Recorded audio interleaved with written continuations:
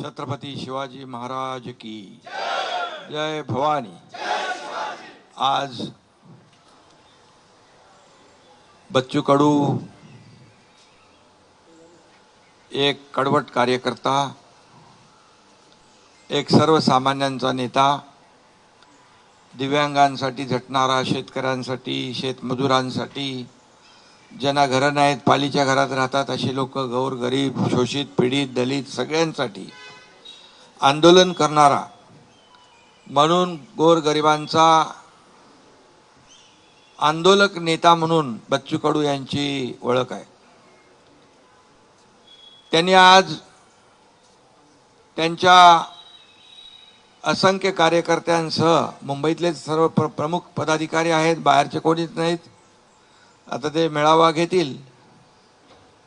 कारण आपण पाहतो की जेव्हा जेव्हा आंदोलन मोर्चे निघाले तेव्हा ती ताकदही पाहिली। शेतकऱ्यांसाठी कर्जमाफीचाही मोर्चा आपण पाहिला आणि मी मुख्यमंत्र्यांना सांगितलं की आपल्याला हा निर्णय घ्यायला लागेल, आपलं आश्वासन देखील आहे आणि त्यात बच्चू कडूंचं आंदोलन आणि खऱ्या अर्थाने त्या आंदोलनाला देखील यश आलं आणि कर्जमाफीचा निर्णय देखील आपल्या सरकारने घेतला। असे अनेक निर्णय आपण घेतले। यामध्ये दिव्यांगांसाठी खऱ्या अर्थाने लढणारा, झटणारा नेता म्हणून बच्चू भाऊ तुमची ओळख आहे। तुम्ही आज शिवसेनेमध्ये तुमच्या असंख्य लोकांबरोबर प्रवेश केलाय, त्याबद्दल मी तुमचं मनापासून शिवसेनेमध्ये स्वागत करतो। तसं तुमचं काय शिवसेना तुम्हाला नवीन नाहीये, तुम्ही मूळचे शिवसैनिकच आहात। 25 वर्ष प्रहार सामाजिक संघटना आपण या ठिकाणी त्याचं काम केलं आणि आज पुन्हा स्वगृही शिवसेनेमध्ये आपण आलात। आपण फक्त आमदारकीसाठी नाही, आपण स्पष्ट केलेलं आहे, आपण आपले मुद्दे, ध्येय, धोरणं, गोरगरिबांना न्याय देणारे जे प्रश्न, याला कुठंतरी सत्तेचं बळ लागतं।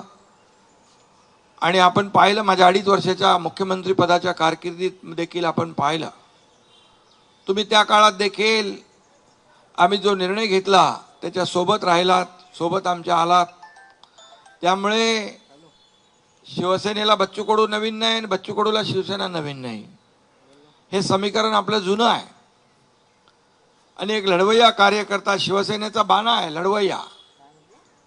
बाळासाहेबांनी, दिघे साहेबांनी हेच शिकवलं, अन्यायाविरुद्ध लढा आणि ज्याच्यावर अन्याय होतोय त्याला न्याय द्या। ती भूमिका, तेच विचार आपले दोघांचेही आहेत आणि म्हणून विचारांची लढाई आपल्याला विचारांनी लढायची आहे, त्याला ताकद आणि बळ द्यायचं आहे आणि सर्वसामान्य माणसाला न्याय मिळवून द्यायचा आहे। ही भूमिका माझी आहे आणि आपली आहे।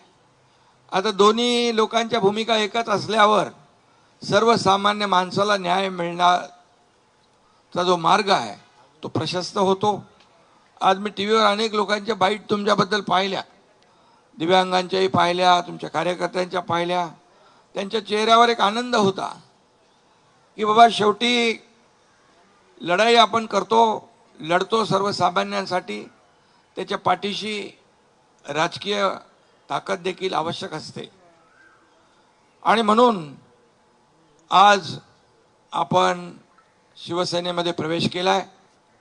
राजकीय जे काही लढाई आहे, शिवसेना वाढवण्याचं काम संपूर्ण महाराष्ट्रामध्ये ज्या ज्या ठिकाणी आपल्याला करता येईल ते आपण करणार आहात।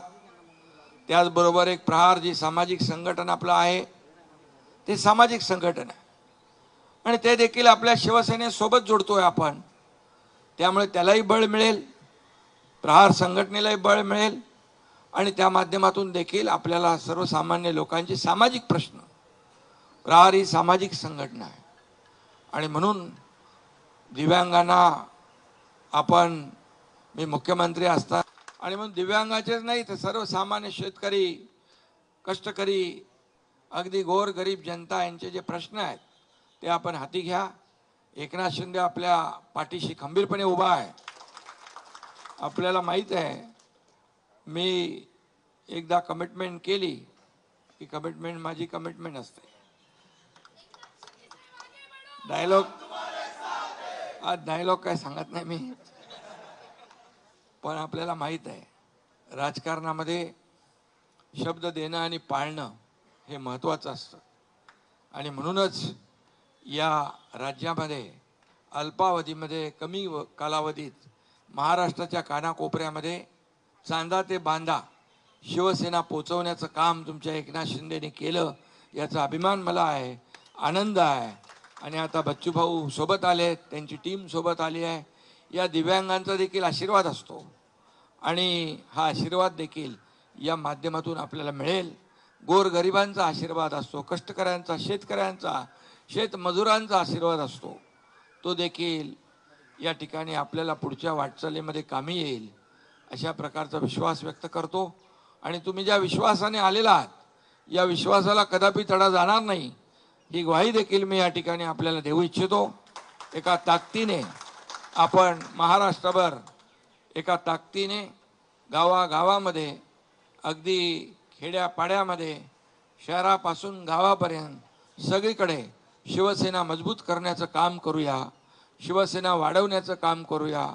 गाव तिथं शिवसेना, घर तिथं शिवसैनिक, हे अभियान जे आहे आपलं, हे अभियान राबवूया. एवढंच आपल्याला मी, आणि त्यासाठी मी आपल्या सोबत आहे. आपले सर्व प्रमुख पदाधिकारीचंही मी स्वागत करतो, मनापासून शुभेच्छा आपल्याला देतो. धन्यवाद. जय हिंद, जय महाराष्ट्र.